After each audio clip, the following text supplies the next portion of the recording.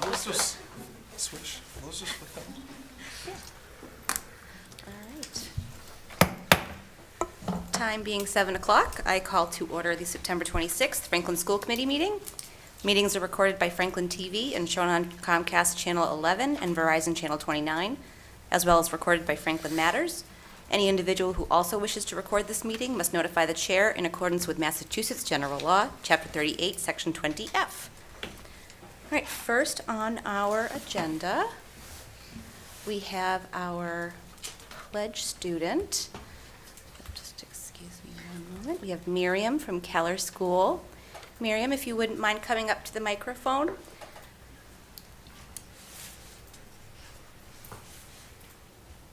Okay. This evening, we proudly introduce Miriam as tonight's Keller Kid, who will lead us in the Pledge of Allegiance. She is a 5th grader at Keller in Mrs. Martinelli's class. Miriam demonstrates Keller's core values in many ways. She shows care for others by always greeting them with a smile. Miriam is intelligent. She is a motivated and curious learner. She shares that she loves math, especially when she needs to stop and think and tap into her problem-solving skills. She is an avid writer, stating that she enjoys the freedom of writing and letting her ideas flow from her mind and out onto the paper. Currently, she is reading Bone, a graphic novel and fantasy series. A goal she has for herself this year in 5th grade is to explore and grow her learning in science. Miriam is respectful of her peers, teachers, and school. She considers others' ideas and is a great collaborator. When asked, Miriam shared that all of her Keller's core values are important to her, but she identifies respectful as the one that connects to all of the others. You are respectful when you show care, are inclusive, and appreciate how we are all unique. Outside of school, she enjoys playing soccer, being outside, making milkshakes with her friends, and playing with her cat, Nalia. Together with her parents, we are so very proud of her. Mom, if you wanted to come up, you could record from up here. It's okay. All right. Miriam, if you wouldn't mind leading us in tonight's Pledge of Allegiance. I pledge allegiance to the flag of the United States of America and to the republic for which it stands, one nation, under God, indivisible, with liberty and justice for all. Thank you so much for coming out and missing soccer to come here. Okay. As is customary, we will pause for a moment of silence.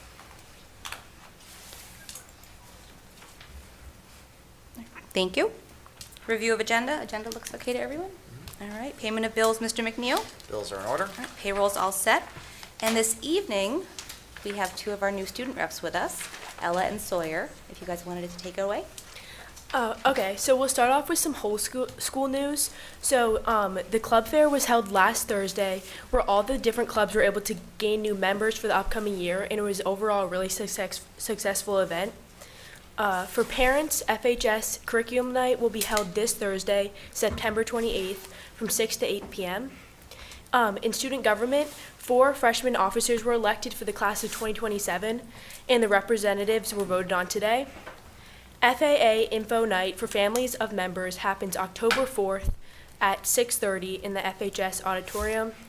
The homecoming dance is on Friday, October 6th, with the homecoming game the day before against Taunton at home at 7 p.m. And each class will have their own float at the halftime corresponding to the homecoming theme of disco. Ticket sales of Legally Blonde, the Franklin High School Theater Company production, will go on sale October 1st. And lastly, the nurse's office is running the Fight for Flu Clinic for those 18 and under on October 11th, which gives out free flu shots. So for sports, the volleyball team had a 3-set win over KP last night, and the football team won their opener versus Wachusett. The boys' soccer team starts off the season with 2-0, playing the rival KP. And the girls' soccer team earned a win in their opener against OA and suffered a loss against KP today, with the record is 1-1. For news on the class of 2024, the graduation date is no longer June 7th. It has been moved to May 31st. Senior photos have been submitted to the yearbook by October 6th, and baby photos have to be submitted to the yearbook as well as by October 6th on a first-come, first-served basis. And then senior quotes are due by November 1st. The senior project information meeting will be held on October 3rd after school for those seniors who are interested. The prom venue is now booked for May 3rd, 2024 at the Lakeview Pavilion, and the PACTs are going to be held on Saturday, October 4th, and the registration is now open for that. That's all we have. Okay, perfect. Anyone have any questions? No? All right. Yeah. I have intimate knowledge of the Legally Blondes. The songs are stuck in my head, and I see the dances every night, and it's going to be a great show. Thank you guys very much. Thank you. Get on out of here. We look forward to seeing you again. That's right. Thank you. Thank you. It doesn't seem like it was their first time presenting. This was, No, they went back they and did forth. great. It was like a newscast. So, well done. I was waiting for the weather, I know. waiting for Sid to come from behind the screen with the weather. Thank you. Thank you. All right. All right, good evening, everyone. So I have 3 announcements to make in my superintendent's report. First, today was our first early release day for school, and staff engaged in a variety of professional learning opportunities. Elementary teachers collaborated on a variety of curriculum implementations such as pre-K literacy, ST math, digital learning, and computer science. The middle school teachers participated in a UDL PD and collaborated with content-specific colleagues, while high school teachers continued their work on curriculum design and writing. And finally, K through 12 related service providers joined Dr. Lisa Gallagher in a session to learn more about PANS and PANDAS. Our next professional development day is scheduled for Wednesday, October 18th. Thanksgiving game update. As you may know, Fenway Park will once again turn into the gridiron for our upcoming Thanksgiving games for high schools across the state. 8 high school football teams will play their Thanksgiving rivalry games at the home of the Boston Red Sox, Fenway Park, on Tuesday and Wednesday before Thanksgiving. On Tuesday, November 21st, Franklin High School will face off against King Philip at 7:30 p.m., and you can buy tickets for the game.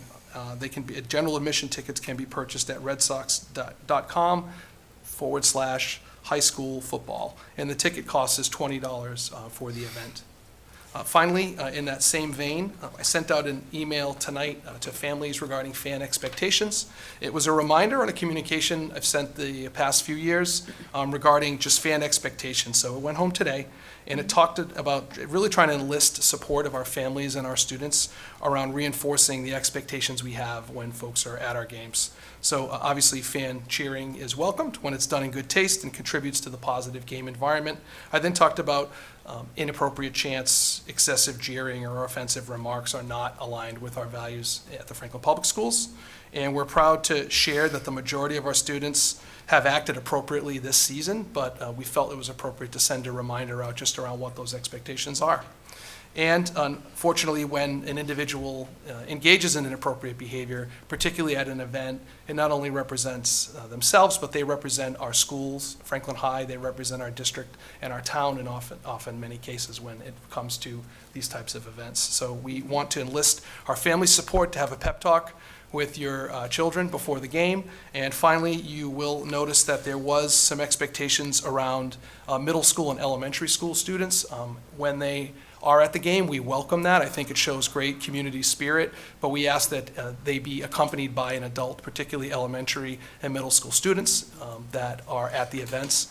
And the final piece is behind the bleachers is an area that's not a space that we monitor. We don't have the bandwidth to monitor behind the bleachers. It's not someplace that's very well lit, and we are asking families and adults to monitor children that are in elementary and middle school. That's where students will sometimes gather. We do our best, but we do need the help of all the adults in the community to be safe. And the focus of a game like that is really focused on the field, and we encourage folks to join us in the bleachers where we have folks that are there across the way to monitor that event. So wanted to put those 3 items out there for you, and I'm happy to take any questions. Anyone have any questions? Okay, all right, perfect. All right, moving along, guest presentations. First, we have K through 5 school improvement plans. All right, so I will just tee up the school improvement plans. We're actually going to reverse the order and start with high school, middle, elementary. Last year, you may recall, we started elementary and went, so we thought we would switch it up. Well, and try it's to on the work. agenda. I as know, K through that, 5. I take ownership for that.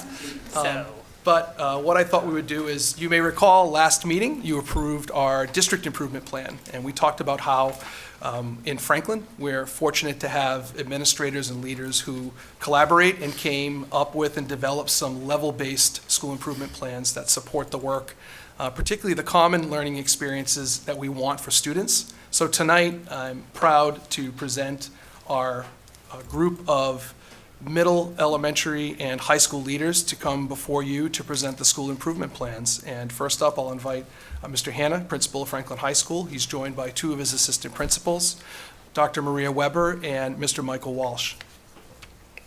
We thought that while they get set up, what we would do is, because of our alignment and our ability and our efforts to create some real systematic goals that kind of lead from elementary, middle to high school, we thought you'd see some themes and trends across levels. So what I was asking our team to do was have our secondary present, middle and elementary, and then open it up to questions, and anyone who you'd like to see to come up and clarify, we would welcome that. But they may be answered as we go through the presentations by level.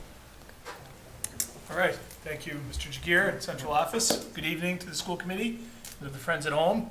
It's an honor to be here this evening to share with you specifics on our school improvement plan with hopes of answering questions you may have had, and then with the availability to answer questions that come up over the course of the next few slides. So I think, as I'm sitting here with Dr. Weber and Mr. Walsh, our newest member of our administrative team, joined us just in August, and Dr. Weber has been here for, I think, the longest standing member of our administrative team. So it's a nice balance and perspective to be able to hear from the 3 of us talking through some of the major points of our school improvement plan.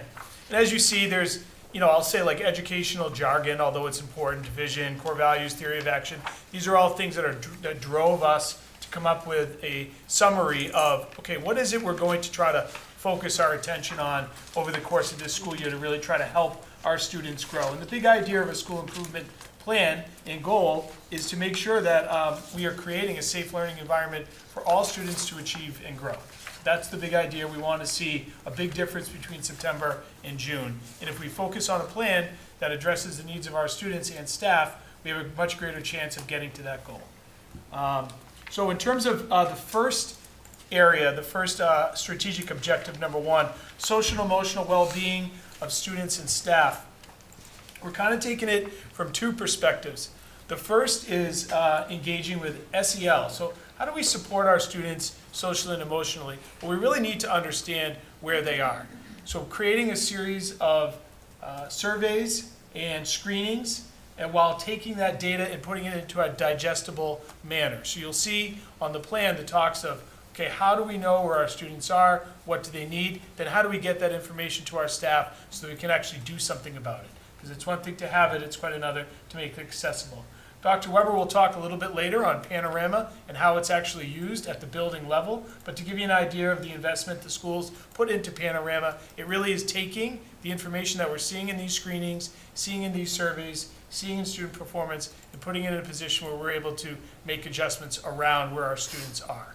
So that's like one part of the strategic initiative around SEL. Let's just make sure we know where people are.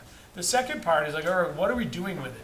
And our advisory program, which is now in its 2nd year, is capturing that data and making adjustments as we go along. So for example, last year we began the 9th grade theme of advisory was around a world of difference, making sure that the 10 extended advisory periods, the first of which we actually had today, would be dedicated to the World of Difference program that is in support with the Anti-Defamation League around really understanding the differences in our world and how can we support each other while simultaneously being proud of who we are and where we've come from. This year, adjustments were made to kind of theme out our 10th grade advisory experience with a real focus on the idea of executive functioning. We know that our students who don't achieve necessarily at the same level that they wish oftentimes struggle with simple things like organization. and how to put time in on subject matters that are a little bit more complicated. So today's sophomores, as part of their advisory experience, did some personal reflection on moments during the day where they're feeling a little less than in control of their schoolwork, and what does that feel like, and what adjustments can we make around knowing how we learn. So those are a part of the overall attempt to really lean in to the social emotional well-being of our students and figure out exactly what it is that we want to do as an institution on a regular basis for our students. Just as a side note, the other advisory themes for 11th grade was email etiquette, making sure when you're emailing employers or teachers or anyone else how to frame it to be responsible and respectful. And for 12th grade, around this idea of mindfulness, particularly during a time where they're organizing next chapters in their life, we really wanted to call out and slow down and say, there are multiple paths to success, and you shouldn't feel necessarily tremendous pressure depending upon where you're projecting yourself to be in 12 months. So the advisory as an overall program, I would say, is a concrete example of how we're supporting social and emotional learning at our school, and one that overall, if you anecdotally ask students, generally has some pretty positive feedback. So I thank you for your attention towards our first kind of strategic objective goal, social and emotional well-being. I'm going to turn the mic over to Mike, and he's going to talk to us a little bit about engaging in rigorous curriculum and our work in that area. Great, thanks, Josh. So I'm going to talk about strategic objectives 2 and 5, and as we were thinking about presenting to you, it kind of became obvious that these objectives, all of them really, are so interconnected that it's a bit not artificial, but it's not really how we would implement it to have them separated out this way, because they're so interconnected. So when I talk about strategic objective 2, engaging in rigorous curriculum, part of that is going to be that we have a diverse and equitable, curriculum as well. So, so talking about engaging in rigorous curriculum, one of the things that the terms that you'll see there is a guaranteed and viable curriculum. And that's what we've been working on the last couple of years at the department level, trying to make sure that it's guaranteed that all of our students, what is important for all of our students to know and be able to do. And that's the guaranteed aspect of our curriculum. The viable aspect of it is, what choices need to be made. We have 10 months to teach, the curriculum. And that means some things are going to have to be left out. And so what is that essential curriculum, and is it realistic that we'd be able to do that? So when we bring in the idea that we want to have a curriculum that is one that every one of our students can feel reflects their experience, that they belong to that curriculum, then we're going to have to make choices. So what are some of the books that we're reading? What are some of the historical events that we're studying? And are we going to go with what we've always taught, or are we going to, try to be more inclusive in our curriculum? We do have, a few things that guide us. Number one is research. When we're trying to decide what are the most important areas of content and skills. And we have our Portrait of a Graduate, which guides us in our department meetings. We have our state frameworks that guides us. And we also, are kind of guided by the idea that our curriculum really needs to be, as inclusive as possible, so that all of our students feel like it is something that they can connect with.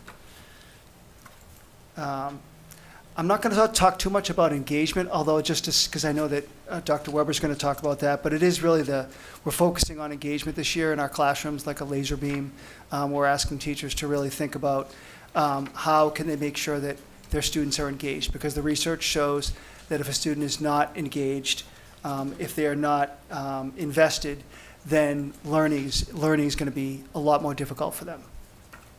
And what's next for us?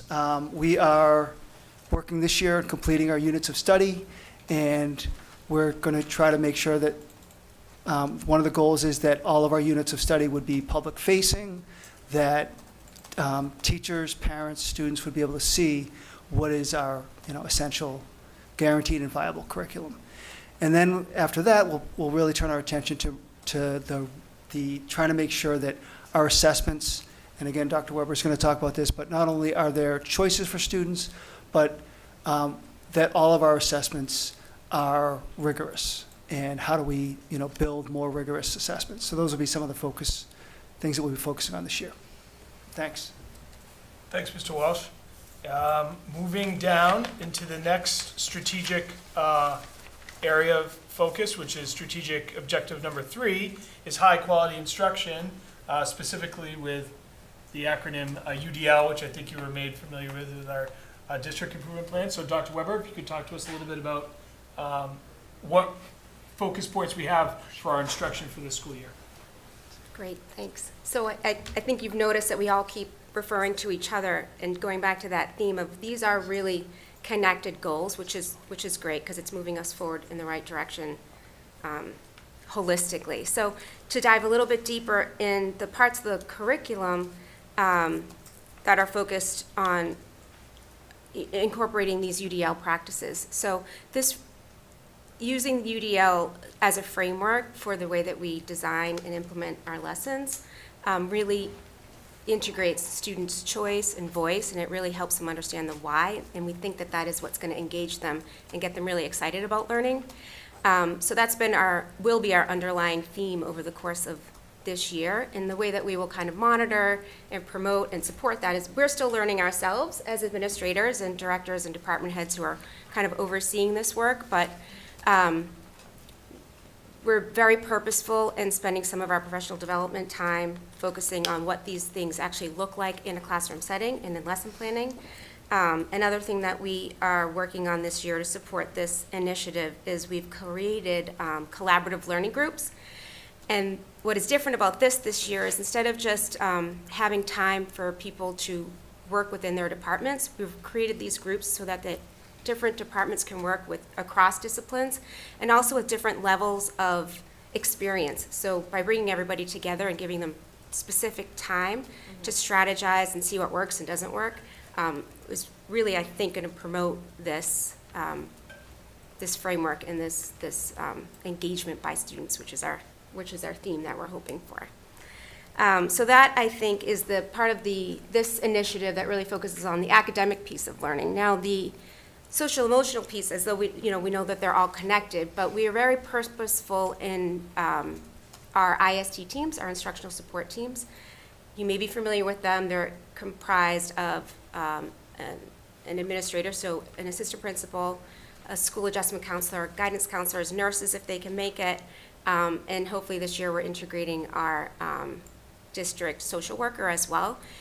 And here we really look at the student holistically. So we're taking information that we are gathering from Panorama, which is a great tool for us because it's taking what we need to know about the students' attendance, what we need to know about their behavior, what we need to know about their academics, and compiling it into one place that we can use as a tool during our IST meetings and really inform us as a team of what students are struggling with and where their strengths are, and it's really going to help us to identify not only the Tier 1 supports that they're already getting in their regular classroom experience, but really being specific about designing some Tier 2 and some Tier 3 strategies and supports to support students based on kind of their individual circumstances that sometimes they just need a little bit help and redirection, and that small strategy just catapults them forward in a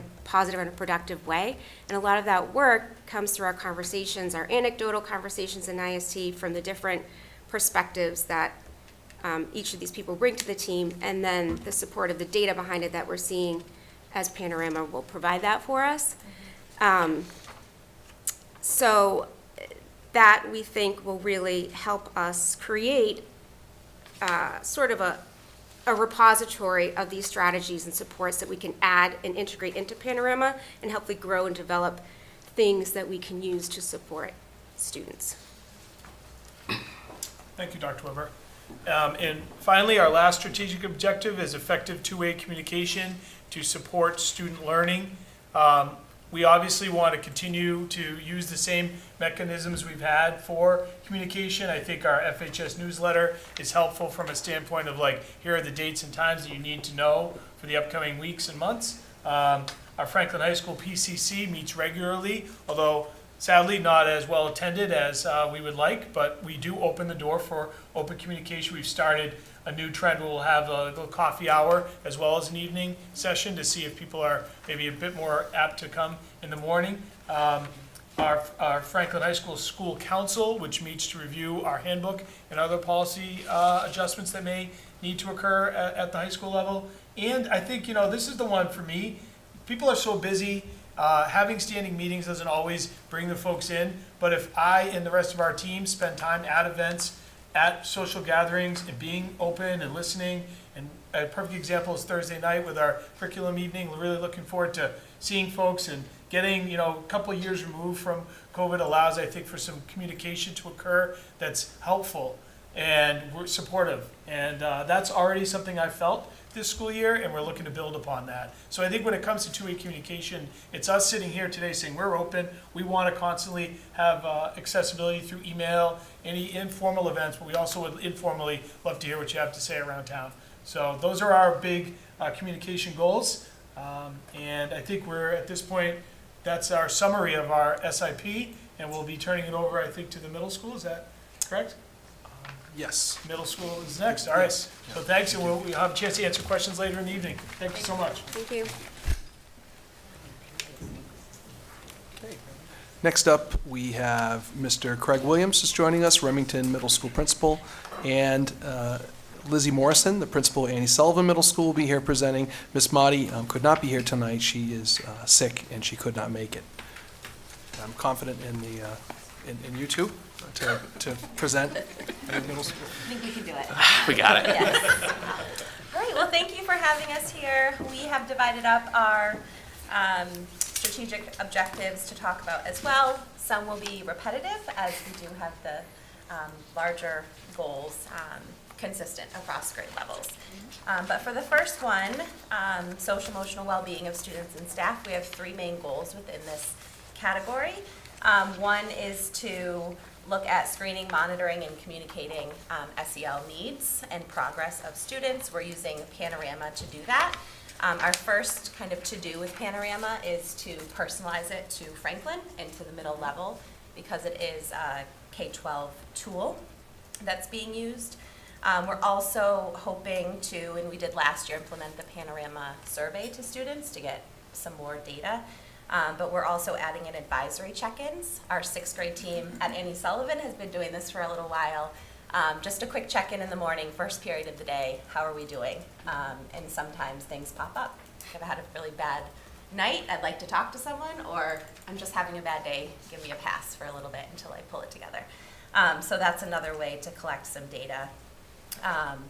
In terms of the roles of different stakeholders, it's really a slow rollout, so we're trying to be a couple steps ahead of everyone and bring people along, but our community within the school is really invested in the tool to be able to gather all the information in Panorama, to make decisions, to use the playbook, to start individualizing plans to support students. The next goal is our advisory program, which we collected regular feedback. Ms. Motti and Ms. Champagne did a ton of work last year and are continuing this year with a very small committee to plan meaningful lessons for our students and really focusing on a bigger scope and sequence, so we're not reinventing the wheel every year, that we can have like a viable 6th grade curriculum, 7th grade curriculum, and 8th grade curriculum. There are some overlaps in lessons that happen every year. We are using Second Step again and supplementing it with different activities and lessons, focusing on executive functioning, goal setting, peer conflict. Some of these categories are coming up based on need and a little bit more reactive because of the behaviors that we're seeing in school. But I think having that time to explicitly teach these skills is so important, even if it's just 20 minutes every day. It does add up. And we're seeing some success with language that students are using in our conversations with us of I'm thinking about what coping skill to use. I'm like, yes, you know what a coping skill is. So that's one way that we're seeing success with the program. And then another goal within the social emotional well-being of students and staff is really looking at a tiered system of behavioral support and using Panorama for that as well. We are constantly tracking student behavior. I think with a smaller admin team at each school, we're able to be on the same page pretty easily. If something comes up, we can say, hey, I remember I had this conversation, but really being able to capture it and support students in that way to celebrate growth and also areas of continued need of support. We are not currently using Aspen to track small behavioral infractions, and that's something that seems developmentally appropriate at the middle level, that it's not on their record and staying with them forever, whereas Panorama, we can put in smaller incidents like that and track behavior that way. So that is social emotional well-being goals. I'll move on to number 2, which is engaging in rigorous curriculum. We have a few different things going on at the middle level. We're continuing the Open SIAD implementation this year for 6th, 7th, and 8th grade. So last year, all teachers implemented, or they were trained, had professional development, some collaborative time, and they taught 2 units of Open SIAD. This year, they'll add 2 more. So that's just continuing to grow as a curriculum, and I think, don't want to speak for all the teachers, but they're really excited with the engagement and the phenomena-based approach to science instruction. We're also continuing to revise the civics project, but even just this morning I participated in a webinar about the new civics MCAS, or state assessment that's coming up, and I think there'll be some tweaks with our current civics instruction. More to come, even Desi says more to come. And then we are also supporting the literacy implementation plan, and really just in the pre-phases of assessing where we are, taking inventory of the resources and tools that we have in order to kind of audit and see where we need to go to improve our literacy instruction and the tiered supports that we have available. We are also working with our reading specialists to have a more clear understanding of their role in the different buildings, as each building does have different needs, as a way not just to calibrate, but also to tap into what's working in different buildings and where there's still areas of growth. All right, thank you. Number 3 is you. Number 3, so very similar to the high school, and I'm sure the elementary, is a strategic objective of the high quality instruction to meet the academic and SEL needs of each learner. And so I think in terms of our first initiative, it's really strengthening our Tier 1 through universally designed practices. And so what are we going to do? We want to develop as a middle level a common understanding of what UDL is. It's a complicated, intensive framework, and it takes time to be able to build an understanding of what that means. And so how is that going to happen? We'll continue to provide our staff training to build their capacity within the framework. We also really want to strive to provide regular feedback through classroom visits, common planning time, sharing effective practices, just finding whatever way in which we can either model or provide the feedback using the UDL language and suggestions that bring them closer. We also have a lot of staff who are already dipping their toe or jumping full in to UDL and want to be able to utilize them as models and shine a light on what they're doing. Finding ways for it's so much more powerful when staff can hear their colleagues share about their experiences than admin telling them, give this a shot, and I think with that working together, I think that's provides a path for the implementation. And we're really just hoping that teachers at this point are able to trial, to reflect on, yeah, this worked, or you know what, this didn't work, I'm going to see what I can do to make it happen in the future. And then we move to, we talk about strengthening our Tier 1, but I think really 3B talks about ways in which we can strengthen our Tier 2 and Tier 3. And it starts with the being able to have consistent assessments that we can utilize both from an academic level through MAP testing or common assessments built by different departments, as well as social emotional screenings through through Panorama, things like through advisory as well, and have an opportunity for us to be able to have these assessments on a regular basis and then use consistent protocols, and so that we can say, now, so what, now what? And that we're able to get this information and really be able to see, okay, these are the appropriate interventions. And it all ties very closely with Panorama as well, because that's going to be where we house all that information. And then as Mrs. Morrison mentioned, the playbook, which provides us with some specific interventions that we could try to implement as well. The next piece is that effective two-way communication to support student learning.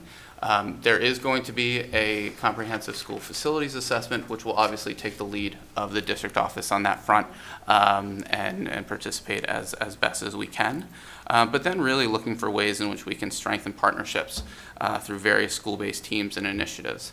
And that it can look through sort of as Josh was mentioning, the more traditional ways of the PCC and our school council, but just trying to find ways in which we can bring, now that we've removed from that 2020 of no one allowed into the building, finding ways in which we can bring people into the building, whether it be the food pantry or different speakers or different events that can help provide some of those moments for our middle schoolers that really help them feel that sense of belonging to the school environment. The other piece as well is our student-led conferences, which we're really excited to have in year 2. And that to us is sort of the epitome of you have school, home, supporting the student, really driving the learning forward, because it's the students who are creating the goals and establishing the evidence of how they either met their goal or what they need to continue to work on, and school and home playing that support role. So really it provides that model for what we're striving to do in Objective 4. And then very similar to what the high school said, strategic objective 5 of affirming diversity, equity, and inclusion.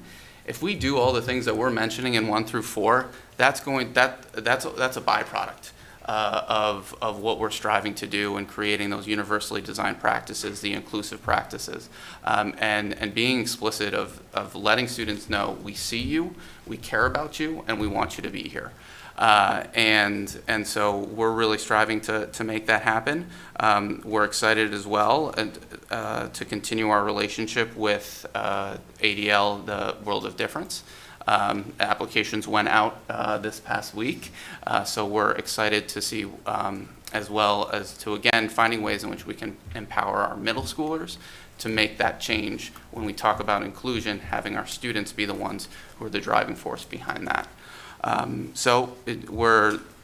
I think we took a look at our school improvement plan as really just a great opportunity to be focused on what we can do to continue to help our schools grow, and our students feel supported and welcome. All right. Next up. It's a bit of a rapid move, but we're going to move right to elementary at this point. I'm excited to see how it works. Yes. All right, so we're joined tonight by our elementary principals. Dr. Conley is with us, Ms. Stephanie Wasik, Ms. Carrie Savage, Mr. Evan Chelman, and Mr. Brad Hendrickson are all joining us tonight.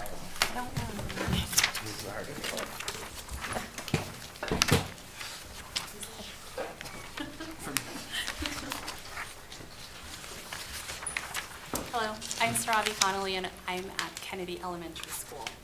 So similar to our colleagues at the upper levels, we share the same goals and objectives for tonight's presentation. And similar to teaching, I'd like to just circle back to the goals and objectives. And for tonight, what we're hoping to accomplish is to summarize highlights from our school improvement plan and then to answer your questions that you may have at the end as a team. I'll start us off with strategic objective 1, social emotional learning. This year we'll continue to implement our multi-year curriculum implementation for tiered systems of support, which includes counselors, teachers, and administrators. The school-based team meets regularly to discuss student data, reflect on current practices, and to make changes based on our student needs. This work happens during CPT meetings, faculty department meetings, weekly consults, IST meetings. Counselors and psychologists are also invited to attend 504 meetings, as their knowledge and expertise is really crucial as we plan and discuss accommodations specific to student needs. Last year, we introduced Second Step, an SEL curriculum in each of our buildings. And this year, we're sharing our implementation process, celebrations, and areas to explore, while taking what we learned from each other to collaborate and to plan next steps. As part of our 3-year implementation plan, we will continue to screen social emotional growth and progress using the DESA platform. And then to strengthen our tracking, communication, and planning system, we will continue to use Panorama. As we're using Panorama to track and respond to student behavior and social emotional needs, we always want to come from a place of education in tandem with logical consequences and restorative practices. Discipline, when appropriate, is progressive and includes providing students with supports needed to succeed. And then parents and staff communication partnerships are also crucial in this work that we do. So as we continue to work on SO1, we want to ensure that we prioritize the student outcomes, which are outlined in the last column. And then, because ultimately we want to aim, we always want to aim to support and help our students grow and develop social and emotionally. So that wraps up SO1, and then Brad will now move our attention to SO2. Right. Hello, Brad Henderson, Oak Street Elementary. Good to see you all. How are you? Okay.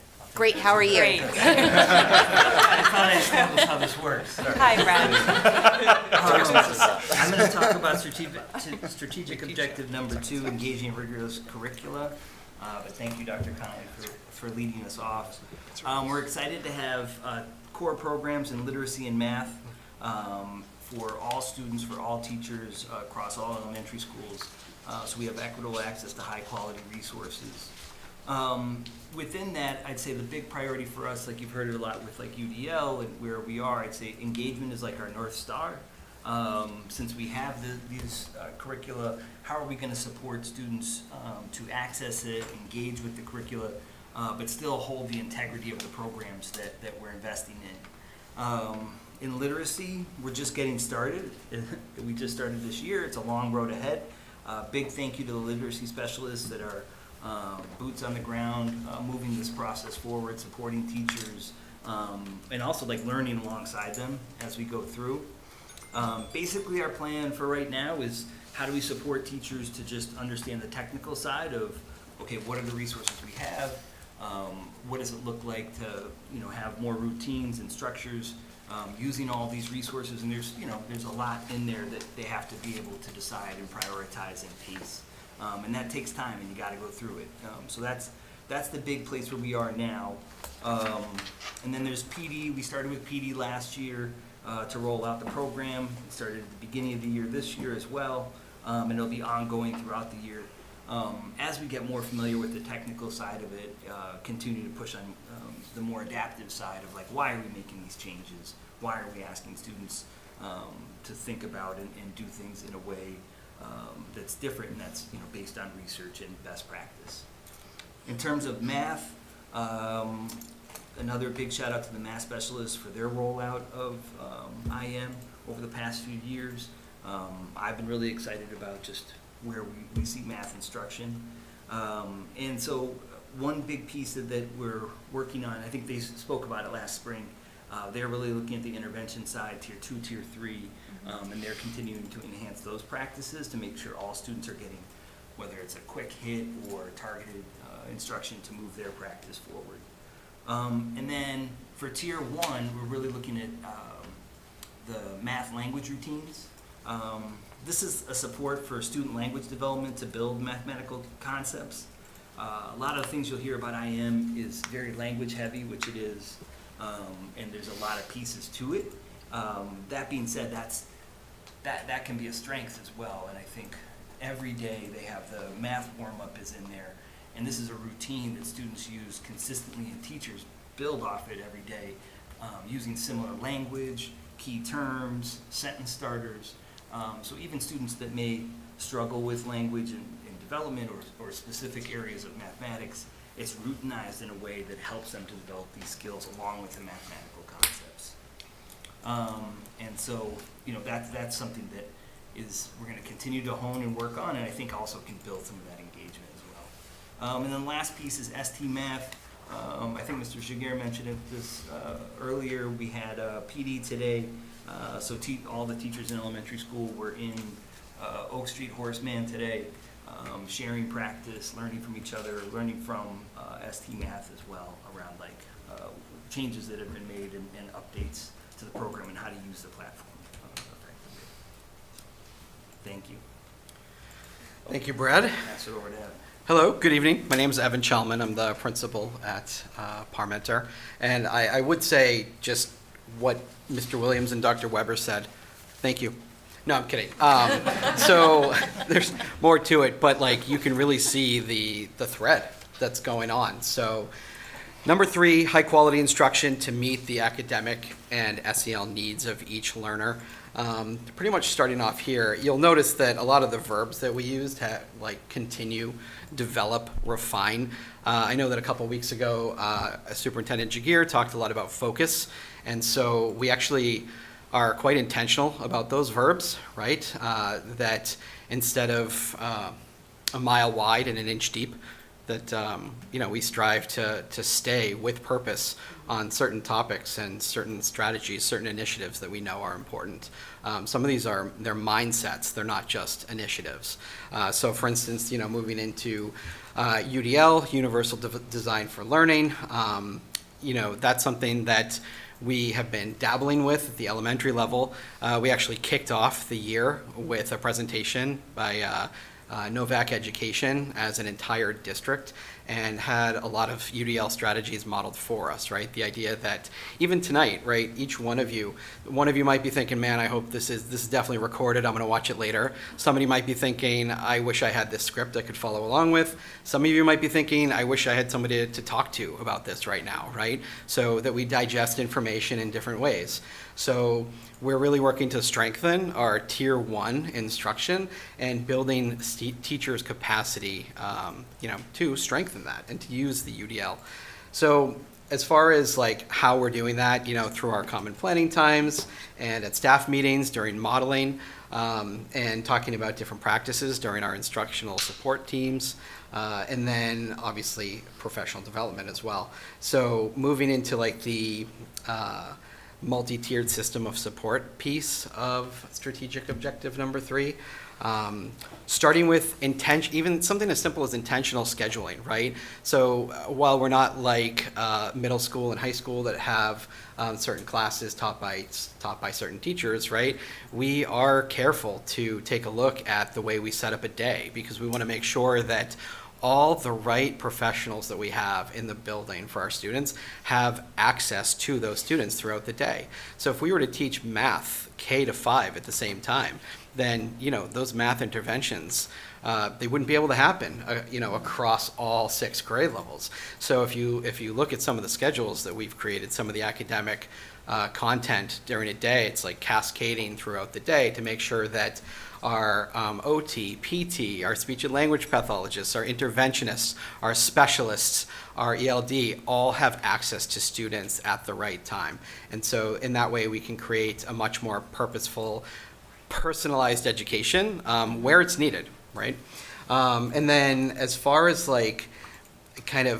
using the data in the different tiers. So the tier 1 for people listening, right, we talked a little bit about, Josh I think talked a little bit about some of the jargon and we take advantage of that, but the tier 1 piece, that pretty much is for everybody, right? And then the tier 2 and 3 where you shift to what it is exactly that you need, what do you need some extra support in or need delivered in a different way. So using data to make informed decisions about what Tier 2 and Tier 3 instruction look like for students. And so being able to plan for individual supports effectively, but to track and reflect and guide our practices, you'll notice that is alive and well in the elementary school improvement plan as well as the other levels too. So I'll stop there and kick it over, I believe, to Mrs. Wasik. Stephanie Wasik, principal at Jefferson. And so our fourth strategic objective is around two-way communication. And the focus there is strengthening community partnerships. And that's through increased opportunities just to partner with families and the community. And also we'll talk about strengthening our patterns of communication as a new elementary team as well. And the goal of that is just increased family engagement and involvement. When we say parents as partners, we really do mean that. And so what that looks like is just establishing regular and predictable communications that also include opportunities for feedback and input from, the family community. Also access for all via translations, whether that's, translated copies or translations at the click of a button, or also messaging apps, communication platforms like messaging apps like Talking Points that sends, translated text to families. So making sure that everybody has access to those regular communications. Also just opportunities to welcome families into the school. Some of our colleagues mentioned establishing, just those opportunities to have people, families back into the building, community partners back into the building. So opportunities to welcome people into school, whether that's during the day or outside of school hours, having volunteer times, having conferences, including students in those conferences where appropriate. Having open house night, which we're following a relatively new format where families have the option of bringing students into the building with them and allowing them to be their guide throughout the evening. Adding back and returning to practices like math morning or nights of the art. It also looks like partnerships with parent groups. PCC, I think we all are just so thankful for organizations like that, our parent communication councils, our school council groups, parent volunteers. It also looks like partnerships with student groups, and where possible partnering with former students and student groups to model for our youngest learners and also amplify the voices of our students, whether that's helping to volunteer, inviting them into classrooms, supporting volunteer hours or senior projects. That's always a way to, again, partner with our student community. Having individual parents as partners. Again, we really believe strongly in the power of that homeschool connection and the opportunities to not only problem solve with parents, but also celebrate students' achievements and their efforts alongside parents. And finally, as I mentioned, we sit here as a team of experienced principals, but also a new team. So this also looks like increased collaboration among our own team and sort of reestablishing our norms and our patterns of communication and our commitment to the shared work for the common good of all schools. I think we all really believe strongly in the idea that a rising tide lifts all boats, and so reestablishing our communication and partnership as well. So we'll move on to strategic objective 5. Carrie Busavage, Helen Keller School Principal. Thank you for having us tonight. When we think about strategic objective 5 and affirming diversity, equity, and inclusion for all students, the learning and practices that are connected to this objective encompass a commitment to foster an inclusive environment where diversity is valued and celebrated and barriers are removed. So that really gets at the heart of what this objective is looking at. The beliefs embedded within the goal aligned with this objective to look at the framework of universally designed learning and incorporating equitable and inclusive practices for all. When we think about our focus on UDL, learning opportunities for students, and our district's commitment when we think about curriculum, and the implementation of culturally responsive curriculum, providing access for all learners, it's evident. There's an ongoing focus whether we are implementing a new curriculum, like Into Reading for Literacy, or we have our continued implementation and looking at illustrative mathematics or ST Math, that we've returned to these practices, and there's a self-reflective piece on our part as leaders in our schools and the interactions and opportunities to provide with our grade level teams and staff to talk about that. In addition, we think about the routines connected to instruction when we think about curriculum. And like Mr. Hendrickson said, when we think about math language routines, and access and engagement for all learners to be active participants in learning. When we think about disciplinary practices, that was one of the things that's highlighted within Strategic Objective 5. We think about practices to access and implement where we look at restorative practices and continuing to drive our approach to teaching in tandem with logical consequences and supporting students to meet with success when we have these conversations. And through our focused work with UDL and MTSS, we're implementing practices and structures to support collaborative conversations with staff members. So looking at our structures such as CBT, staff meetings, professional development, and how do we return to planning and think about tiered academic supports in regards to academics and SEL instruction for students. We also look to collaborate with Director Harris and continue that work in setting goals for our buildings and opportunities to promote student sense of belonging and inclusion, and the work that will be coming up across all of our buildings with her. One thought in closing, I think when we spoke together as a team to we reflected on the concept of cultural proficiency. And as a team, we want to move beyond proficiency to a place of cultural humility and bringing forth that perspective of respect and to continually learn and grow through curriculum opportunities, looking at our disciplinary practices, our communication with families, and how we can further grow and create a sense of belonging for our students and knowing that school is a safe place for all. So thank you. All right. That concludes our presentations of SIPs, Okay. and we welcome any questions you may have. Okay. And just to be mindful of the time, because I know that it's 8 o'clock, so I wanted to thank you all so much for coming out tonight. We look forward to this every year. We know how much work goes into this. And I know it's 8 o'clock and you guys have to get up in like 6 hours. So on behalf of the school committee, thank you. So if anyone has any questions, well, we don't all have to sit here and thank them for 5 minutes. Their time is valuable. So if anyone has any questions, comments, Camille?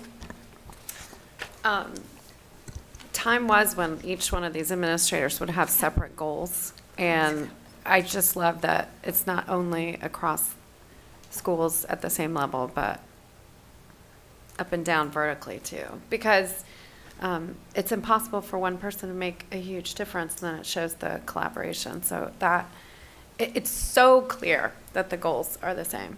I'm also thankful that at the high school, the collaborative learning groups I especially like that it's across levels and departments and also experience, because many teachers say, I just wish I could work with interdisciplinary groups. That's how you engage kids. Like, the years at college where I'd be like, oh my God, in my history class and my literature class and science, I'm learning everything that was happening in the 1800s. And it all makes sense. And then the last thing I wanted to say is that, unfortunately, nationally and then even locally, people are misunderstanding or only looking, or misunderstanding SEL. And I'm so happy that there's a focus on SEL, but if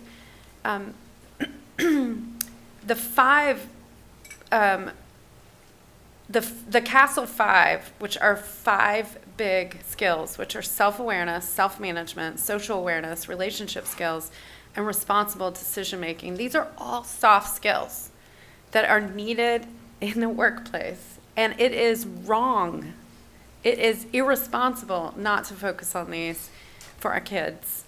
I had a job once in a factory. All I had to do was stand and put the icing on cakes that you get at like Big Y. And it was so loud, and my boyfriend worked there, and he was too far away for me to chat. I didn't need soft skills for that job, but every other job that I've ever had, I need soft skills. So I applaud you for making that such an important part of whether it's a unit plan or a district goal. So I encourage people to really look at what the CASEL 5, and the frameworks are for those social emotional learning skills, because it is everything that you're trying to teach as a parent too, and we're just reinforcing it at school. So thank you. Dave? Just a couple of comments, and I think one question. First, I love, and this is kind of across the board, the talk about like the slow and deliberate rollout of a lot of different programs. And I know this is something we've kind of talked about with, I think Panorama was one that kind of came up over the past couple of months, even years, but just really appreciate how that's, we kind of consistently kind of see that, because I think it's really important when you're getting some new program out there to, just go kick the tires, get a good understanding of it, to individualize it to Franklin itself before, really kind of going all in. So that was fantastic. What I also love too, when it comes to some of those programs, kind of heard at every single different level that, especially when it comes to like Panorama, it wasn't just a complete reliance on the software and on the programs. It's a tool that is used in conjunction with just teacher experience, with knowing the students, and that was just fantastic to kind of hear all, and again, kind of hearing that at all 3 levels was great. And so the one question I had was, and this is to whomever, but just in regards to like the tiered supports. Now this is something that we've also have heard about, at length. Mr. Chalman, thank you very much just for the, really elaborating on exactly what UDL and those tier supports are, and they're fantastic. It's, like I fully stand behind them and support everything that's going on, but I would imagine that comes with a higher price tag. Is that safe to say there's more costs associated, there's more resources when we're able to offer different levels, different tiers of support for the students? I could speak to cost. We really are intentional about trying to strengthen our Tier 1 practices across the board. I think you heard that loud and clear. We do have Tier 2 and Tier 3 supports in place. Some are funded through ESSER currently that go away. Those would be our interventionists at the elementary level, for example. So just to answer your question directly, there is a cost to that. The idea is, I think you've heard it kind of themed through, the emphasis being on, let's get every educator that we have to have really solid practices in place, and so many of our educators already do, and can align with UDL in many ways. And I think one thing that's been mentioned before that I wanted to just reference while I have the microphone is the idea of so many of the practices regarding UDL, like recruiting interest, looking for students to understand the why in their learning, have existed. And I think if we can find opportunities to connect teachers to what they're already doing that's aligned with that work, I know that this team in our retreat, we talked about that at great length and tried to find entry points where our educators can enter this. So we focused tonight on the goals and where we want all to be, but that's not an assumption that many aren't on the track already as we move along. Does that make sense? It does. So the cost piece, when you think about, to answer your question, adding additional folks to support this work beyond the Tier 1 instruction that occurs, sometimes comes in the form of either intervention or folks that work for us every day that aren't interventionists, that intervene in some other way. And I'll open it up to anyone else who has a thought around it. Thank you, because I think it's so important. Again, this is something the tiered support's fantastic resource for our students, and be able to just provide such a wide breadth of just an understanding for all of them. I think it's just kind of, it's very helpful to provide that explanation and also kind of talk about that associated cost, just for the community at large to kind of have a better understanding, to say, well, when I went to school, this is what it was. It was one teacher and 25 kids, for the 6 hours, and that was it. So I think just to really kind of elaborate, to say what is being offered is fantastic and terrific. It's an expansion from where my school was, and my parents' school experience was as well, and that does come with an associated cost. Again, something that's great. I fully stand behind it and support it. I think it's just helpful for the kind of community to understand where some of these programs might not have been offered previously. And I think just like to ask a question back to your question is, what's the cost of not providing them? Yes. And that's, I think, going to be that's the thing to really look at. Like, we know this is what kids need. we know the practices that we have to move kids forward, and we want to be set up to continue to do that. No, that's fantastic. I'm probably going to steal that line. I'll give you a quote when I do, but you're absolutely right. So I thank you all so much for everything that you do and what was presented tonight. Thank you very much. This was all excellent information, so yeah, thank you, really appreciate it. It's very exciting to see just the work we've been doing, building off of what we've done over these past few years, and that we really have a district-wide approach to providing these supports for our students that are very data-driven, and the multi-tiered systems of support and UDL, just implementing that across the board. It really does seem like it's just creating a great foundation for the entire learning experience. I had a few questions, but a number of which were answered, but just a couple things in regards to the tiered systems to expand upon. So you at the elementary level touched upon this, but I'm just curious if it's the same in practice for middle and high level. So in terms of screening and monitoring student needs and behaviors, what the different roles are for teachers and counselors and school psychologists, and what that communication looks like. I know you said you have regular meetings in terms of that cross collaboration, but is that a district-wide approach in terms of what the communication of those roles look like? For whoever wants to. Or no one. Or no one. Right, Craig, there's a microphone right here. Can you give some space to the folks seated, please? Thank you. I was comfortable. It was that line you gave, it just really got yeah, I think from the middle level, we in a very similar way use the instructional support teams and utilize our team model to ensure that students are getting what they need, and whether that's while utilizing our assessment results, and whether that's for reading. We utilize our flex block quite a bit, and whether that's receiving a 6-week flex reading intervention, or if it's a lunch group in terms of building social skills. So I think it absolutely is, while we don't have the same exact model as elementary or the high school, we strive to provide those different tiers at the middle level as well. Yeah, and similarly, using the IST team at the high school, which Dr. Weber talked about it being an adjustment counselor, a guidance counselor, an assistant principal, our community social worker, digesting where the behaviors are, where the grades are, and then what can we do strategically to identify those individual kids. And with close to 1,700 kids, we try to break it down into the 4 houses, so we're really getting to know those 400 to 500 families well.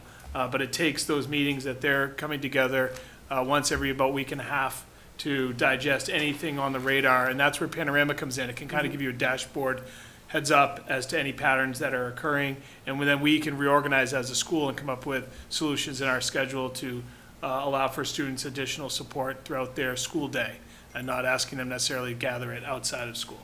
So yes, if that I think summarizes your question. Excellent, thank you. And then on just one more question, also in regards to the tiered systems. I know restorative practices were mentioned, and it was in the presentation too, of the finding restorative practices, and then also balancing that with finding appropriate disciplinary practices as well. So what does that work look like, and what's that going to look like going forward in terms of integrating that into the different tiered support level development? So I know at the high school, restorative practices are still a work in progress across the state. It really comes down to the victim of the violation as to what extent are they comfortable participating in the restoration. And in many instances, they're not. So those instances of bias-based behavior or certain sometimes physical interaction where we're trying to create a restorative circle and really try to understand what led to that place, we're still working out the details of how to do that when one of the parties isn't interested. They shouldn't be forced to that moment. It does work, however, very well in the instance of chemical health violations, where we can restore by participating in, Safe Coalition training and things of that nature. So we are working towards finding solutions in the areas where there are victims that may not want to participate. But that's a part of restorative practice. It doesn't always have to involve the victim. In terms of working with Ms. Harris, we're trying to come up with a course or a class that a student who participates in a bias-based interest incident be able to participate in and show some reflection specific to what it is they said or did, which I think is really helpful. And if done well, perhaps that, evidence could be shown to the victim in the incident, and then that person might be a bit more open to, I didn't realize how much they reflected. Maybe I will, want to sit down. But I don't want to portray the restorative practices as occurring across the board, no matter what incident. They're really, case by case. We, of course, want to try to bring people together, and our assistant principals do a great job of that. But it is very much being respectful to the person who originally was made to feel uncomfortable, and not wanting to continue that. No, that absolutely makes sense. Thank you. I think also I could add, at the elementary level, we always seek first to come from a place of education in tandem with those logical consequences. Restorative practices, natural consequences are lovely. I think something that parents might hear me say a lot is I've never, thrilled when something happens, something occurs, but I would rather have it occur when they're 6 and when they're 8 and when they're 10 and follow up with education and support than have it happening when they're 12 and 15 and 18 and beyond. So discipline, I think, when appropriate, is progressive and also includes providing students with the supports that they need to be successful. And obviously, again, back to that, parent communication and partnership are also really crucial components to that work. Thank you. And then shout out to middle school. I know it's happening there too. The Remington School presentation last year, I learned about some of those restorative practices, and then have been trying to take some of those as well over to our school. So I know it's happening there too. Yeah, thank you. Appreciate that insight. Elise? Yeah.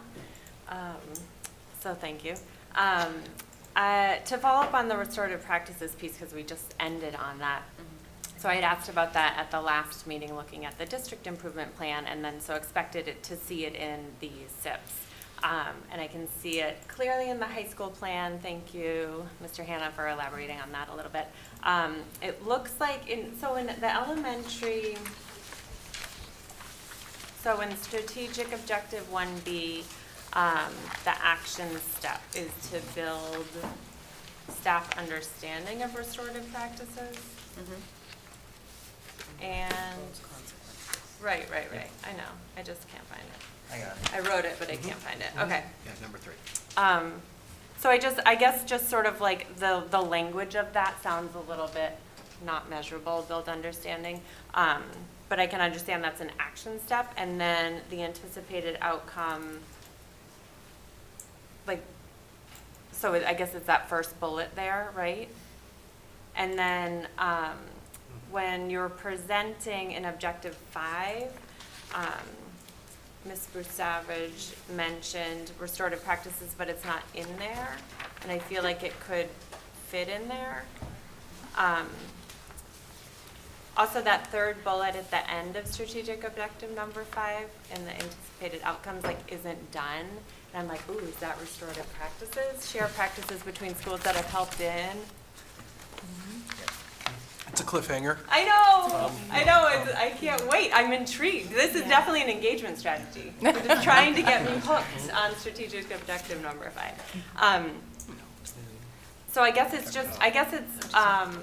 more a comment, because I think I understand a lot of what's happening in elementary schools. I just want to make sure it's on paper. You know what I mean? It's this I think one thing too, when we think about some of the restorative work that we're engaging in and we're beginning, I think it's starts too with conversations across our team in terms of situations or incidents that come up, in terms of how we're addressing things, so that we bring consistency is one piece. I think with staff, one example is modeling a restorative circle conversation where we bring situations and scenarios to students to have a conversation around outside of individual work with students working. So I think that in modeling our language for staff as well, that's one example of a practice in terms of we're trying to bring it to classroom teachers, and that's one thing that we tried to dip into a little bit at Keller last year. And really having students also come up with topics that they want to discuss in terms of things that are occurring. And another piece to that too is also perspective, I feel, when students are younger, and really trying to look at a situation and how you look at it from all angles in terms of understanding different roles in a situation, feelings, and approaches to that. So I feel like there are embedded practices and strategies within there. But I think there's also, I think we would also say additional learning that would occur for us, as well as what we will engage in with staff, so. And I love that, and I think like, I see a lot of heads nodding and a lot of like familiarity there. But I feel like it's not in here. And so I don't know, like, is that a disconnect, or is that, like, is it in there, but it's so vague in here, but you all sort of know what you're doing? I guess I just am getting a little bit like stuck on that. Practices, or which piece?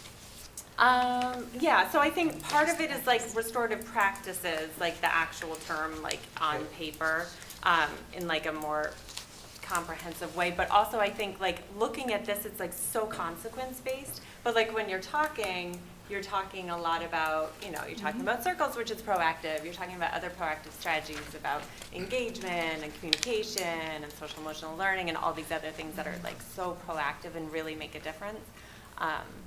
So I don't know if there's a question here.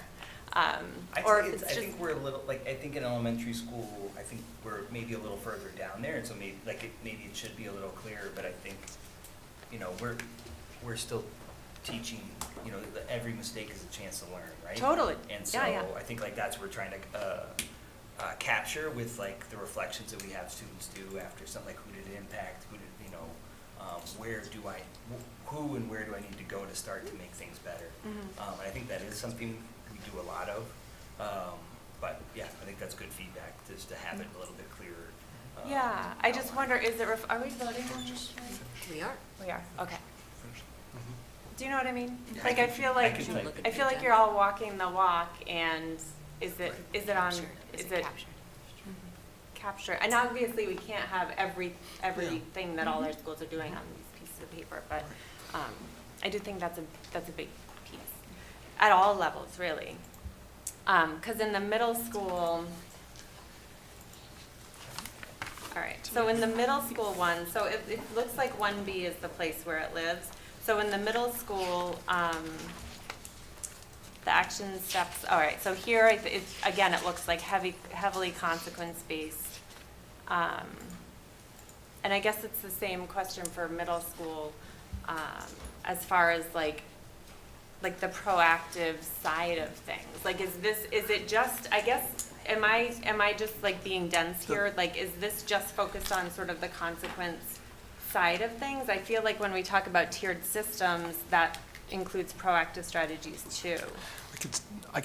I'll let Ms. Morrison speak, but for example, the Panorama Playbook gets into the variety of responses you can have to address behavior, but we didn't put the the details of every response of the playbook in the SIP, but if you look at the playbook, you would see kind of those particular pieces, and I'll let you fill in, Lizzie. Yeah, something that comes to mind is Yeah. the advisory period is really used for the proactive instruction, but then when an issue happens, it is reactive, because that's then how you address it or how you handle it. So I think it's a little bit different in terms of holding the students accountable, but also getting out in front of like any behaviors that we may be seeing. So I think we all use restorative practices, but to me, this wasn't the focus of this goal.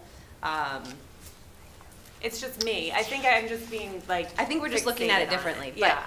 And I do know, I know from personal experience as a mom, sort of like part of like how the restorative practices can look in the schools. And I think like the schools in general are doing a really great job with it. And I think like it's complicated, and I don't want to force it on people too early, because it is sort of a conceptual mindset shift as far as like they need to pay versus they need to learn something and not do this again.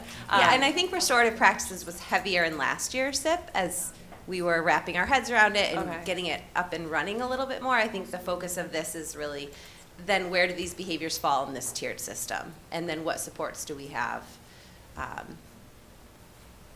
So in it's that not sense. falling off? No, No. no. Okay. I think it's Okay. just a shift of focus. Gotcha. And also parts of it with, Where's Steve Sherlock? thank you. I'm just excited to talk about behavior.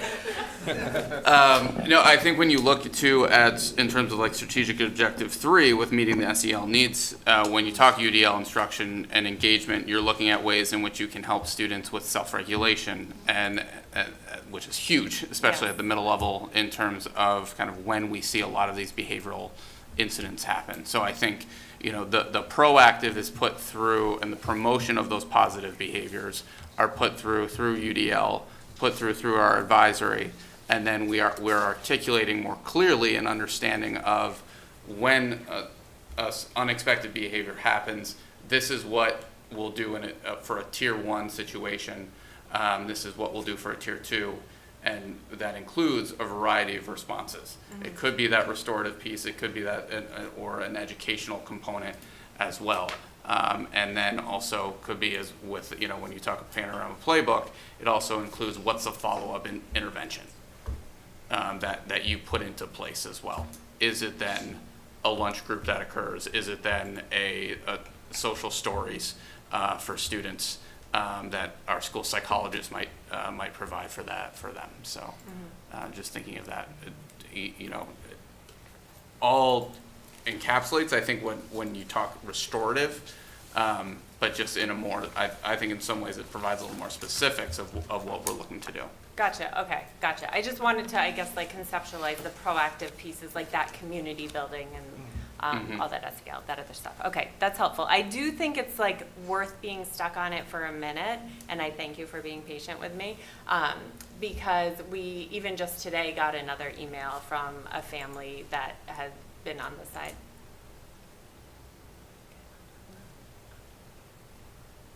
In my time sitting on school committee, we've heard about bullying in the schools, and we want to help support the mental health of all staff and students and administrators.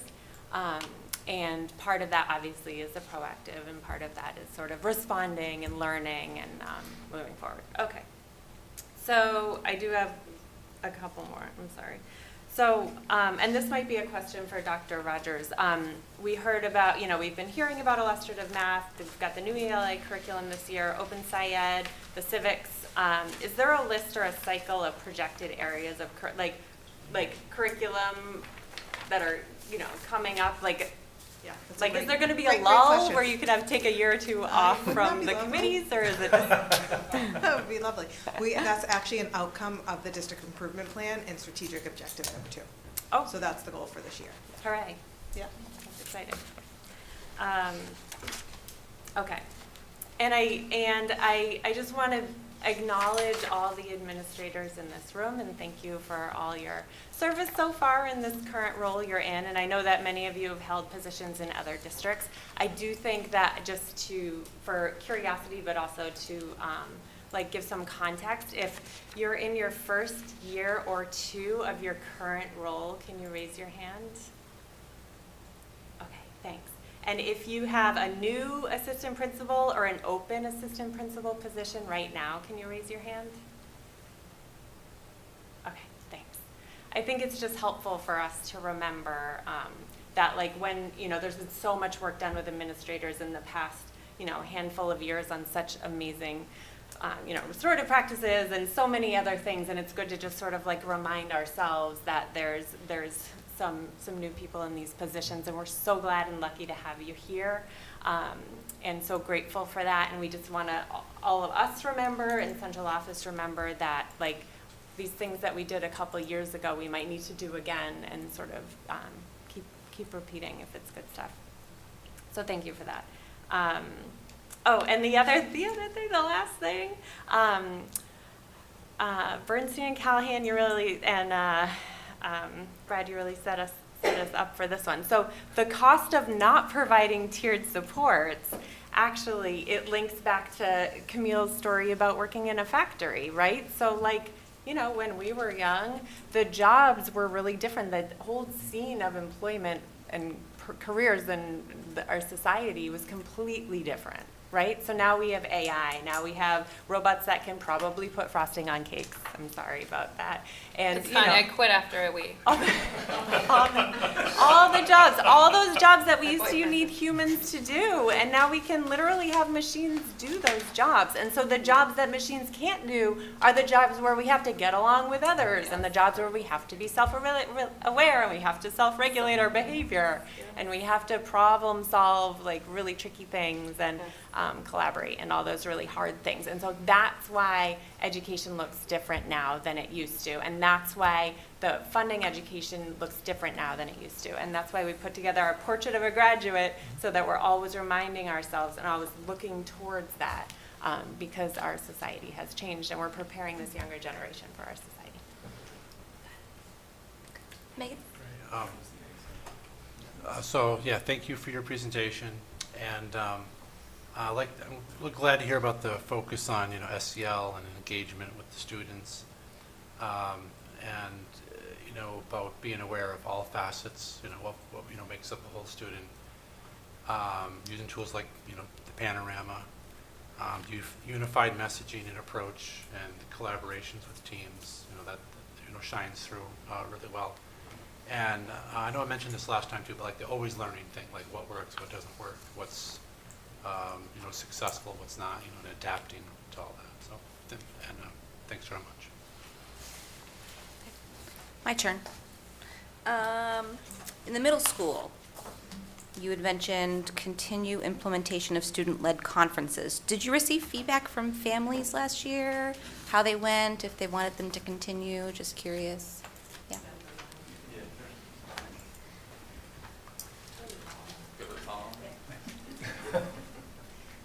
We did. We received, I think, really positive feedback from teachers and from families. And then, as you can imagine, there's always people who maybe weren't pleased or weren't aware of the style of conference. They wanted more time with the teacher. So it's just communicating and making sure that we're clear on what that looks like.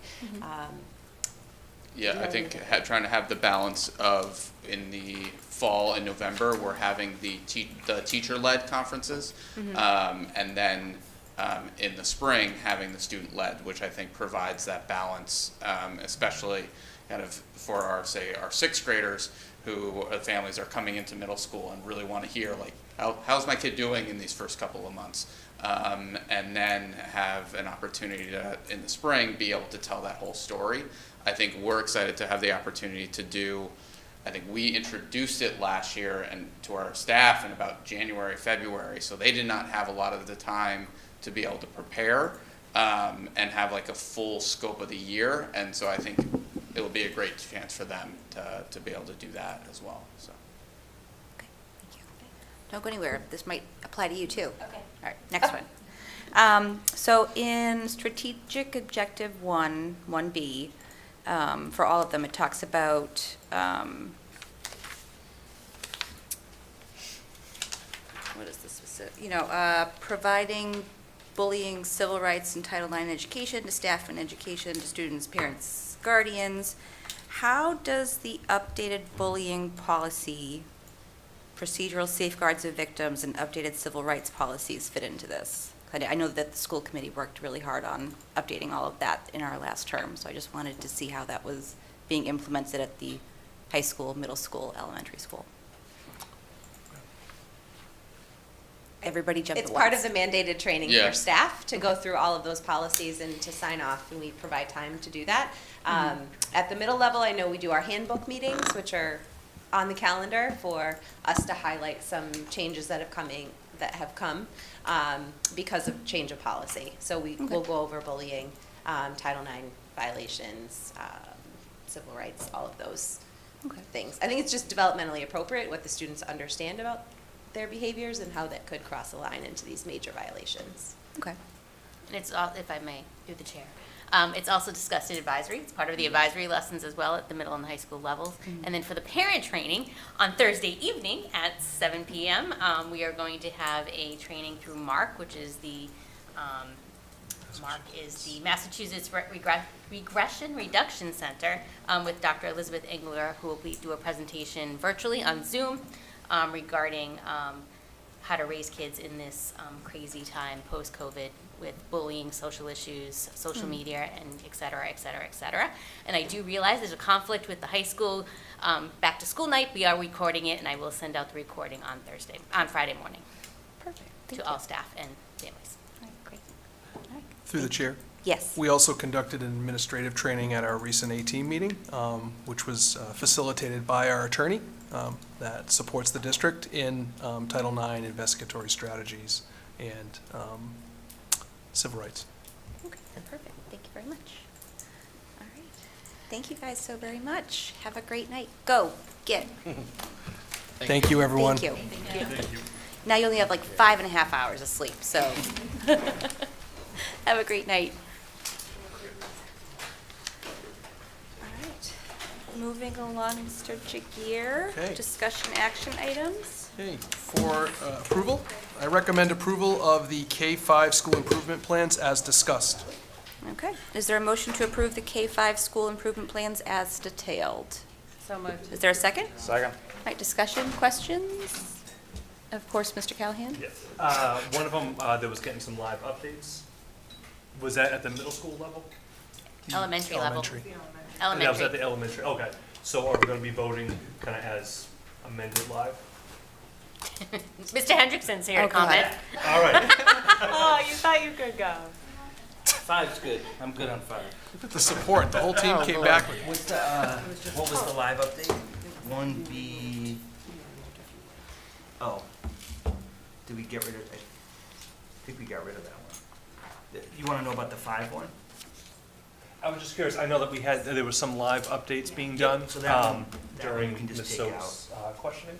And I just want to make sure if we're voting on what's in the packet or if we're voting on what was amended. For the 5th one, I think we were just taking that out. I think the essence of that was kind of what we talked about before. We're all trying different things, sharing different practices. So like the Heritage Project that I shared last year, I shared with them.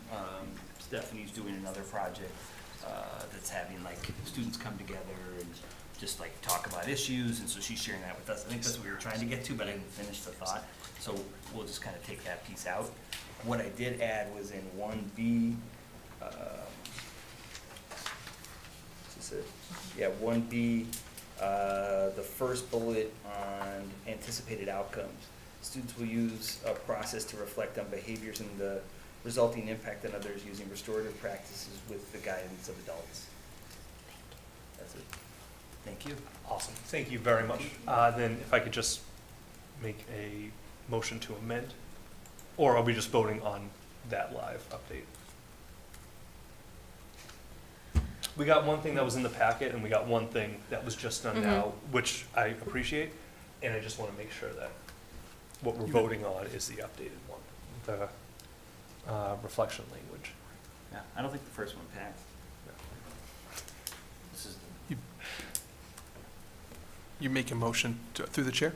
Mm-hmm. A motion to vote for approval of the updated school improvement plan from tonight. Thank you very much. So I'll motion that we vote on the updated language as amended. Is there a motion? So So- second, yeah. Is there a second? Second. All right. Questions, comments? All right. All those in favor signify by saying aye. Aye. Opposed? All right. All right, now you guys can go. If they ask another question, don't turn around. Thank Just you. go. All right. I recommend approval of the 6 through 12 school improvement plans as discussed. All right, is there a motion to approve the 6 to 12 school improvement plans as detailed? So moved. Is there a second? Second. Discussion, questions? All right, seeing none, vote will come on the motion. All those in favor signify by saying aye. Aye. Opposed? All right, motion carries. Discussion only items, Mr. Jagir? Okay, in your packet, you would have received 2 quarterly reports, one from the Accept Collaborative and one from the Bi-County Collaborative. This is their 4th quarter reports from June 30th. And as is part of the process, we wanted to give you those so you can get an update of where each of the collaborative stands just with the end of the year. You could expect that as these come through, I would continue to provide them as just quarterly updates or biannually, depending on when we gather them and collect them for your review. Okay. So, Questions, comments, anyone? All right, moving right along, information matters. Superintendent evaluation, Elise. We will be getting superintendent goals in October. What? Right around the corner. Right around the corner, all right. Budget, Mr. McNeil. Budget Subcommittee met this evening before School Committee where we discussed the differences in the FY24 budget from a level funding perspective compared to the approved budget. We also discussed the potential present and future impacts of these differences. The next meeting will be on October 24th. Didn't we have one on October 4th? It's always the fourth Tuesday right before School Committee, correct? I thought I saw something about the 4th. let's double check. There's a comprehensive facilities assessment on the 4th, and also joint budget. Oh, just, yeah, joint budget too. I think on October 11th. The 11th. Okay, all right. Just making stuff up. I am. Let's see, the 4th. Oh, that was the original thing. Oh. Take it out of my calendar. Policy, Dave Callahan. All right. We got our next meeting on October 18th, but at our last meeting, we kind of rolled out the roadmap that talks about a lot of the policies and the direction, the policies that we'll be looking at really from here through May, kind of extending into the next term. And then with the, appears to be the permanent change for lunches across the Commonwealth. Bless you. We also began the conversation of looking at the meal charge policies as well. And we'll continue that at our next meeting on the 18th. Okay, perfect. Community relations, we look forward to seeing everyone this Saturday at the Harvest Festival. Our location is behind Teddy Gallagher's Applause Gelato in that area. Yep. 12 to 5 Saturday. And we're going to be sharing our spot with the CPAC. So, Joint PCC, Al is not here. School Wellness Advisory Council, Elise. We have our first meeting on October 3rd, so we'll have more of an update next time. Fourth Tuesday. Oh, okay. Thank you. CPAC, Elise. CPAC is hosting a basic rights workshop focused on special education evaluation and eligibility process. Thursday, October 19th at 7 p.m. We have our first monthly district and CPAC meeting tomorrow night, so I'll have more updates after that. Mental Health and Wellbeing Task Force. Our first meeting is October 10th at the Franklin High School, room 348. Okay. DEI Committee. The first meeting is October 26th. 6. Okay. Consent agenda, Mr. Jagir. I recommend approval of the minutes from your September 12th, 2023 school committee meeting as detailed. All right, is there a motion to approve the consent agenda as detailed? So moved. Is there a second? Second. Discussion questions? Seeing none, vote will come on the motion. All those in favor signify by saying aye. Aye. Opposed? All right, motion carries. Citizens' comments. Are there any citizens in the audience, in person or online, who would like to make a comment on an item not on tonight's agenda and falls within the committee's purview? Looking at you, sir. All right. Moving along, Mr. Jagir, new business. Okay. You can expect in October, as Ms. Stokes mentioned, the superintendent goals. They will be aligned with the goals from our district improvement and school improvement plans, as well as other areas that I'll need to focus on specific to the feedback from my evaluation and the work that we set out to handle this year. So that's October. We also will have the early childhood ECDC come through and present their goals for the year as well.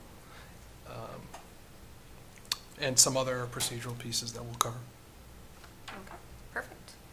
At this time, I would entertain a motion to adjourn.